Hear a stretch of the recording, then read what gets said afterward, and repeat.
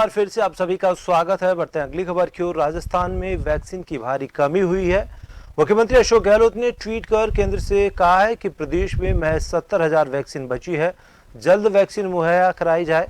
इस पर Jaipur CMHO doctor Narottam Sharma से बात की संवाददाता सुदर्शन शेखावत ने। देश भर में वैक्सीनेशन के मामले में राजस्थान टॉप स्टेट रहा, लेकिन एक बार फिर से अगर हम बात करें तो लगभग यहां पर 2 हफ्ते बीत चुके हैं और वैक्सीन की जो शॉर्टेज है वो बनी हुई है। हालांकि इस हफ्ते भी अगर हम बात करें तो शुक्रवार को एक रिकॉर्ड बना था, क्योंकि केंद्र की तरफ से वैक्सीन मिली थी, लेकिन 2 हफ्ते से वैक्सीन नहीं मिल पा रही है। और अगर हम बीते 2-3 दिन की बात करें तो वैक्सीनेशन हो नहीं पा रहा है। इस वक्त हमारे साथ जयपुर सीएमएचओ डॉक्टर नरोत्तम शर्मा मौजूद है। इनसे जानते हैं कि वैक्सीन की जो शॉर्टेज है किस हिसाब से शॉर्टेज चल रही है, कितने दिन से वैक्सीनेशन नहीं हो पा रहा है। लगभग हमको 5 दिन पूर्व में 60,000 डोज वैक्सीन प्राप्त हुई थी वो जयपुर के लिए। क्योंकि हमारे यहाँ पर प्रतिदिन 60,000 से ऊपर वैक्सीन रूटीन में चलता है, तो लगभग पिछले 2-3 दिन से हमारे यहाँ पर वैक्सीनेशन लगभग नहीं के बराबर हो रहा है। और आज पूरे जयपुर ज़िले में जो वैक्सीनेशन को ठप पड़ा है, क्योंकि वहाँ पर वैक्सीन उपलब्ध नहीं है। जब भी वैक्सीन प्राप्त होगी उसके बाद वैक्सीनेशन का नया वापस शुरुआत की जाएगी।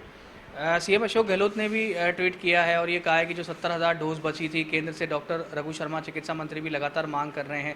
क्या आपको उम्मीद है कि डोज मिल पाएगी?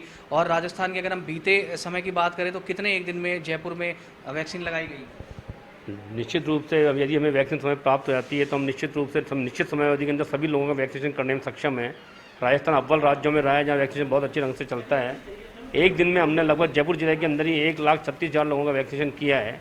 तो निश्चित रूप से यदि वैक्सीन प्राप्त होती है समय पर, तो हम निश्चित रूप से हमारा जो अभियान है वो इस निश्चित समय अवधि के अंदर समाप्त कर सकते हैं। बीते अगर 1-2 हफ्ते का आंकड़े की बात करें तो कितनी वैक्सीन लगी होगी, क्योंकि पहले काफ़ी ज़्यादा लगती थी?